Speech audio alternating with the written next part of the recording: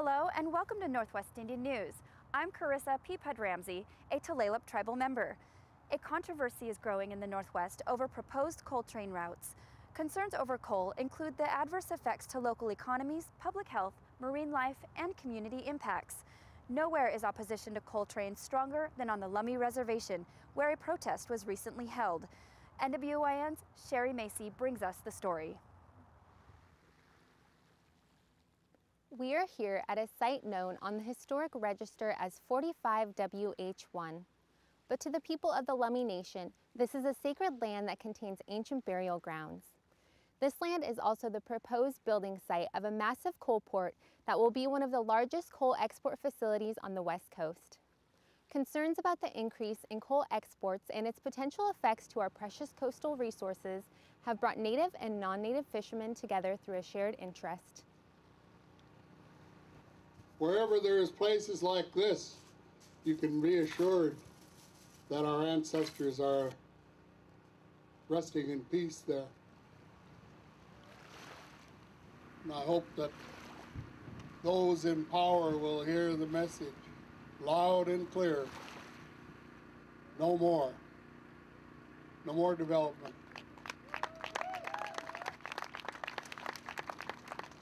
We occupied all these islands. And back there, about a quarter to a half a mile, is one of our villages where for 175 generations we've occupied this place because of a reef netting site right here. You see the reef net anchor right there? That's a very old reef net anchor used by our ancestors. There's been more studies done here on this sacred land than any other in Washington State. It is a known cemetery. So it is very much so sacred ground, comparing it to Jerusalem, Gettysburg. It is that important to us. And for them to propose building on top of what is known to be there, to me, is just absurd. As I walked this land many years Representatives from the Lummi Nation and local fishing groups spoke out against the coal terminal. In a show of solidarity, native and non-native fishing fleets joined together to share their harvest and demonstrate their commitment to protecting these waters. We can't afford to sacrifice this environment for so-called economic development or jobs. We already have jobs. There's a lot of families and a lot of businesses here that already are working. And so to displace 300 or 400 small businesses with the promise of some number of new businesses is not right. You know, I grew up on these waters and a lot of these other state fishermen as well. So I think it was just a lot of guys caring on what's going to happen in the future. And we don't like to see anybody off the water. If it's tribal or non-tribal, because all of us make a living out here. Jerusalem, Gettysburg, Cherry Point. 450 new tankers out here would devastate all of our resources that we currently fish for now. And it's not only going to affect right here at Cherry Point fishing and crabbing, but it's going to affect us out there in the San Juans, outside of San Juan, gill net fishing, seine fishing. So us uniting and coming together as one, it's really important because it affects all of us. So it's not just about the sacred ground that they're going to build the facility on. It's about jobs currently in Whatcom County and Lummi Nation. It is not economic development. It is destruction of an area, sacred ground, fishing grounds, and the beauty we have here. So I just encourage people to do their research and realize the impacts that this is going to have. Keep watching Northwest Indian News for this developing story. For Northwest Indian News, I'm Sherry Macy reporting. When we return, we'll visit the Yakima Nation, where a tribal utility company is powering and empowering the reservation.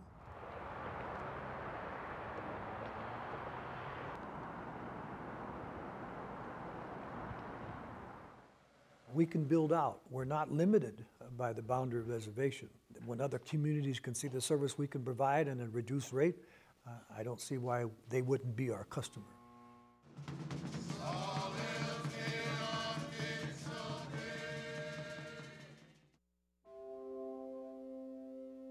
Who says that all good things must come to an end? That nothing lasts forever? That you can't turn the tide for good? For us, protecting nature comes so naturally.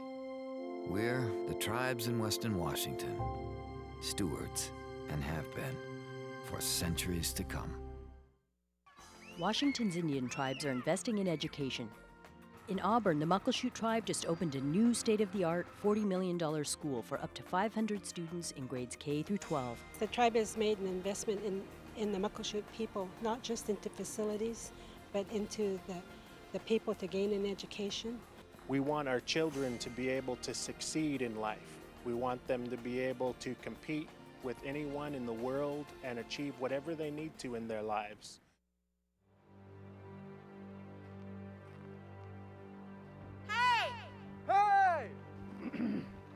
To my tribe, I'm more than a student. I'm an example that it's possible to get an education. Education can end poverty, violence, and health issues on the res. On the reservation, tribal students find ways to turn their education into an entire tribe's education. Even when only 5% of Indians on the reservation only 5% of Indians can afford to go to college. If I do nothing, 25,000 people will continue to live in poverty. I will help 2 million people educate themselves. I'll keep 173,000 people from losing their sacred home. Hey!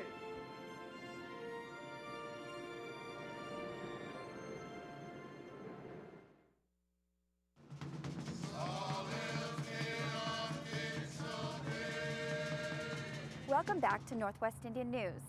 In 1998, the Bonneville Power Administration invited Northwest tribes to develop their own electric utilities. The Yakima tribe embraced the opportunity for self-sufficiency. Since 2004, Yakima Power has been providing for the reservation's power needs. NWIN's Raven Speaker brings us the story.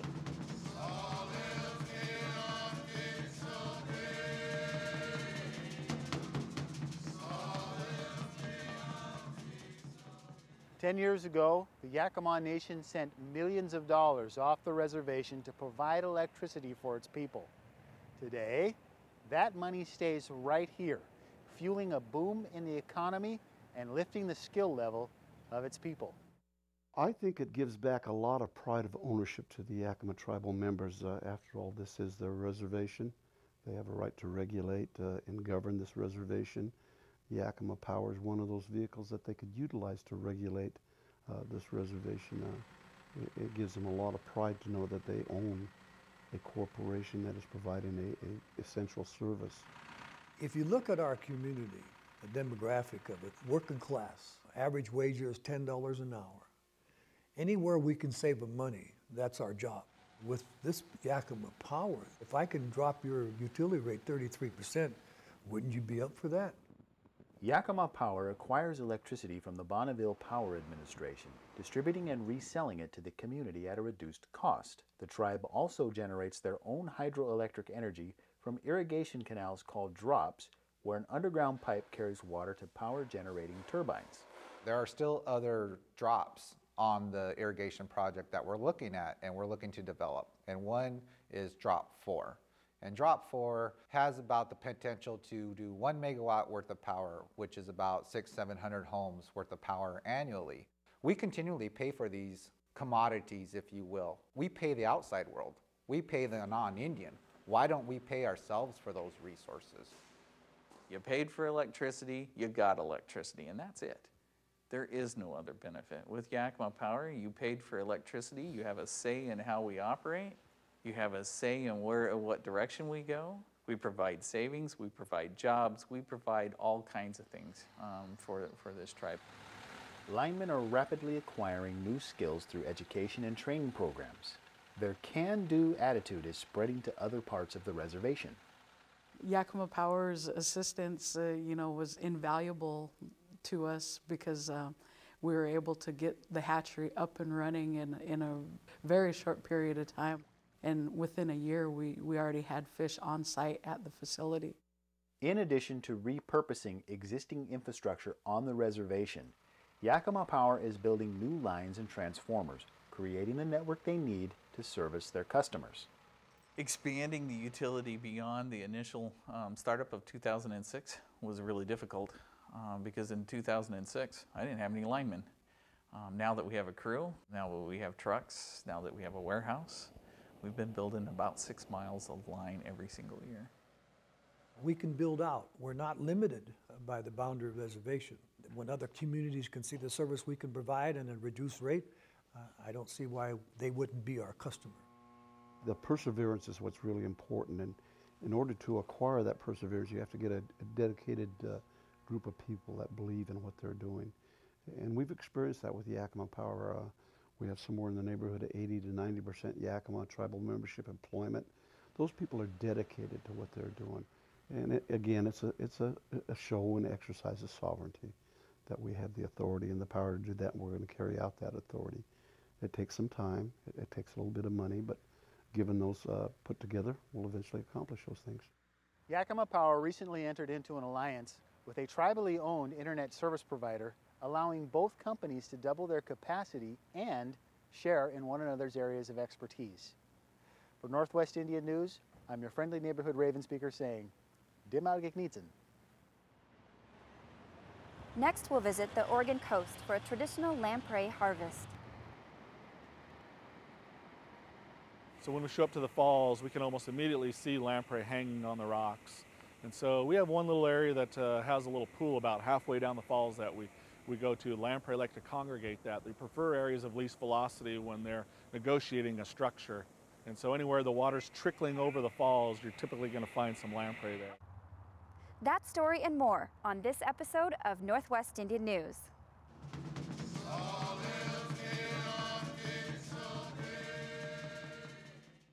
Washington's Indian tribes are investing in jobs. Job-creating investments like the $350 million container terminal in Tacoma. Kelp Tribe through Marine View Ventures is partnering with SSA Marine to develop a 200-acre, 3-berth terminal, which at full build-out will be the largest terminal in the Pacific Northwest. Tribal governments are investing in Washington's economy, creating jobs in many different industries. Everyone's working together to make it happen. We have our own way of thinking. We think sustainability is nothing new. We think justice is older than any government. We think we can grow radishes on the moon.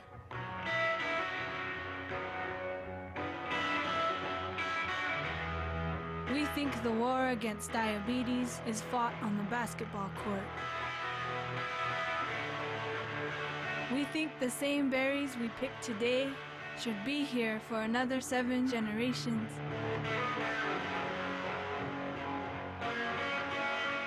We think education is for the mind and the spirit. We think Indian. Help tribal college students preserve their way of thinking. Washington's Indian tribes are investing in health care. The Jamestown S'Klallam tribe is expanding their health care clinic to meet an ever-growing community need. Quality health care of our people, of our citizens, Indian and non-Indian alike, is essential for our future. This new 35,000 square foot clinic will provide medical services and be open to the general public. Tribal governments are investing millions of dollars each year across our state to improve health and dental care in our communities. That's the bottom line for us, is quality health care.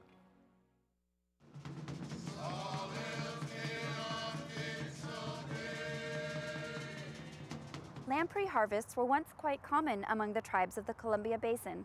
The eel-like fish remains a part of many tribes' culture and heritage. However, in recent times, hydroelectric dams are pushing the lamprey to the edge of extinction. NWIN's Wayne Messer has more.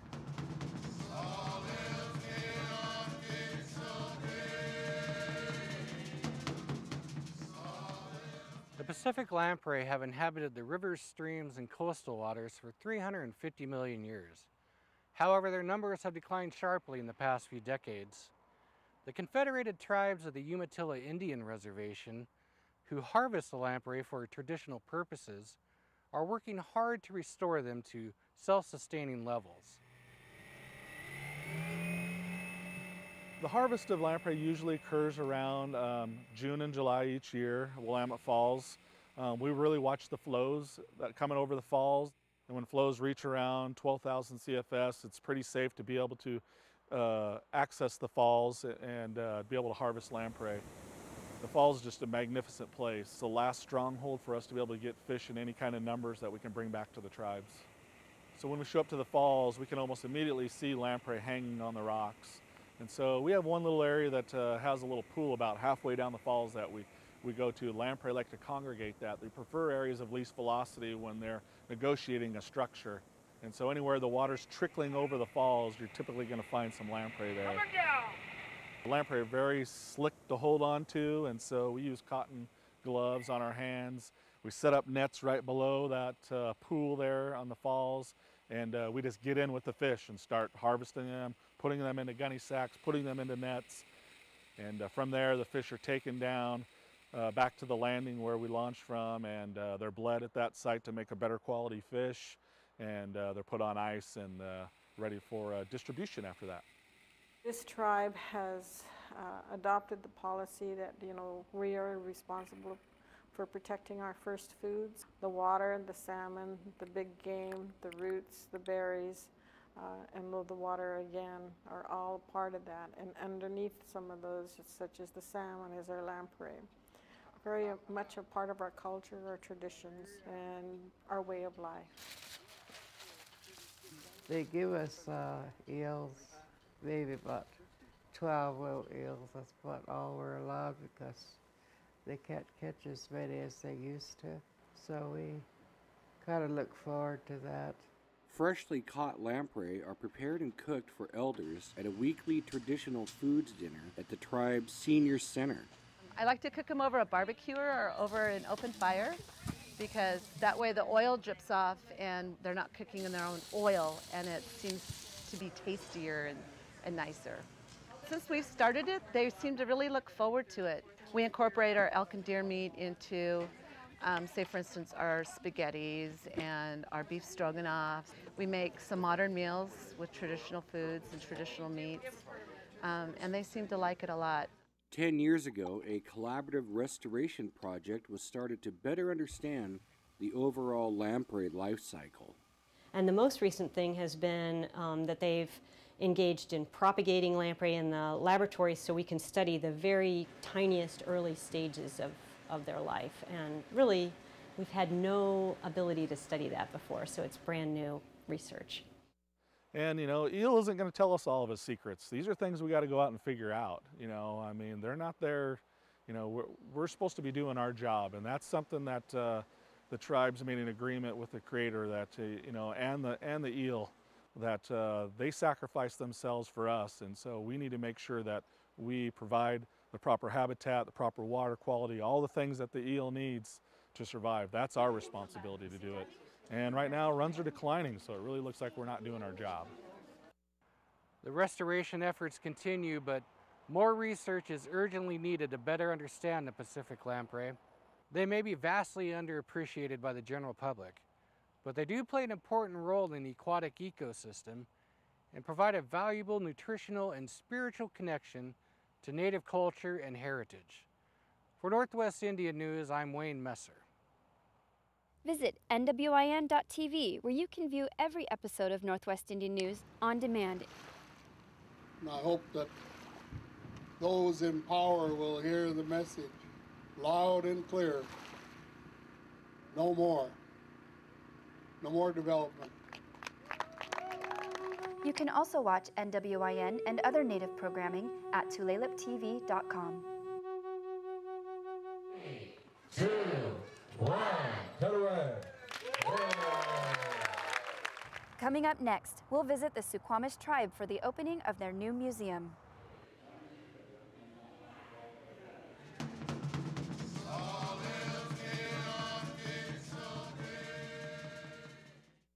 Washington Indian tribes are investing in the environment. The Nisqually tribe has undertaken the restoration of the Nisqually River Delta. The goal of the project is to remove all the dikes, reflood the estuary, and help bring back the salmon runs. The Delta is a huge piece of our environmental efforts. So we feel this really deep internal desire to keep the river as well as these surrounding prairies in the best shape possible.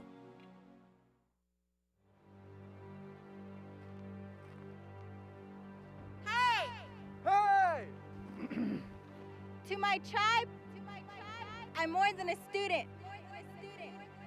I'm an example that it's possible to get an education. Education can end poverty, violence, and health issues on the res. On the reservation, tribal students find ways to turn their education into an entire tribe's education. Even when only 5% of Indians on the reservation only 5% of Indians can afford to go to college. If I do nothing, 25,000 people will continue to live in poverty. I will help 2 million people educate themselves. I'll keep 173,000 people from losing their sacred home. Hey!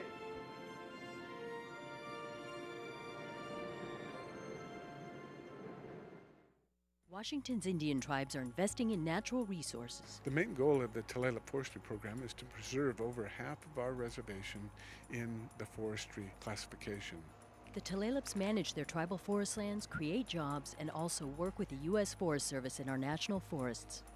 We have a very unique collaborative effort here with the Tulalip tribes to restore the landscape for future generations. Tribal stewardship of natural resources across Washington is an investment that benefits everyone.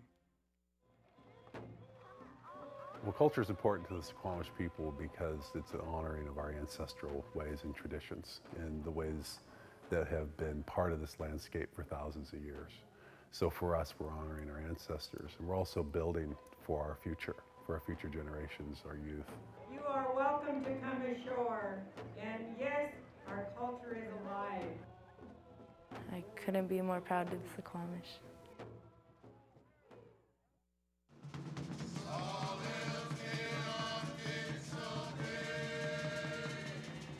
Welcome back to Northwest Indian News. Recently, the Squamish tribe opened the doors to its new museum. It is a place where history and culture can be preserved and protected while at the same time being shared with the public. NWIN's Solana Booth was at the grand opening and brings us the story.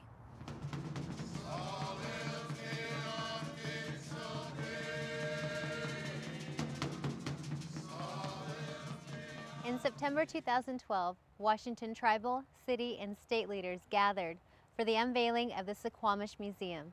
2, 1, cut away. Yay! This breathtaking 9,000 square foot state-of-the-art facility completes the Squamish Cultural Resurgence capital campaign that began 7 years ago. We had some other projects that kind of took priority over the museum. This project came up a little bit later on, and so we had to work a little harder on the fundraising and keeping the community support alive for it. And our membership was very supportive of the project, not only getting the exhibit space established, but also the collection space has been very important to us because there's a lot of material out there that could come home to Squamish if we have the right facility for it. We believe we have that now, so we're really looking forward to having that opportunity to bring some of the culture home to Squamish. The Burke had held many Squamish artifacts for many years, which some of them will be going to the new museum in Squamish. It's a wonderful place to visit. It's a great place for tourists to get a sense of tribal history, tribal culture in our state. I was extremely pleased to be here today. I've been through the exhibits. It's a beautiful building. All tribes need to do this. Kid, hold it up for the camera. We were just reflecting on the fact that we just broke ground on this site about a year ago and how fast time has flown since that has happened, where we brought the contractors and the board and all of the people that were prepared to start work on this project together. So it's been great to see that that dream has been fulfilled. Kind of a full circle, the site's treated us well, so we're really happy with how things have turned out. Working On this site, it seemed like the museum wanted to be almost like a nurse log that was sitting in the forest.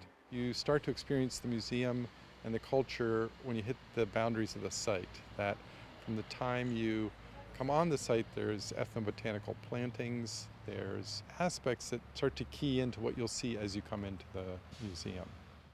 The original museum came about in 1983 is when it opened, and they have been dreaming about a larger facility for programming for decades and more now. It was supposed to have been a temporary solution.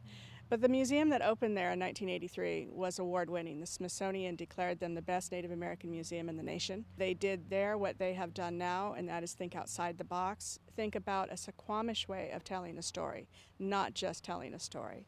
Honoring the past, present, and future was key in relocating these sacred works of art to their new home. I think they're living things with spirits. Handling fragile objects like this, you also have to have a state of mind, a state of spirit. You have to pray. You have to make sure that you're ready to do these things, and let them know that the objects themselves, with their life, that they're going to be okay, and we're going somewhere safe. The Squamish Museum invites you to experience its cultural resurgence. For Northwest Indian News, I'm Solana Booth.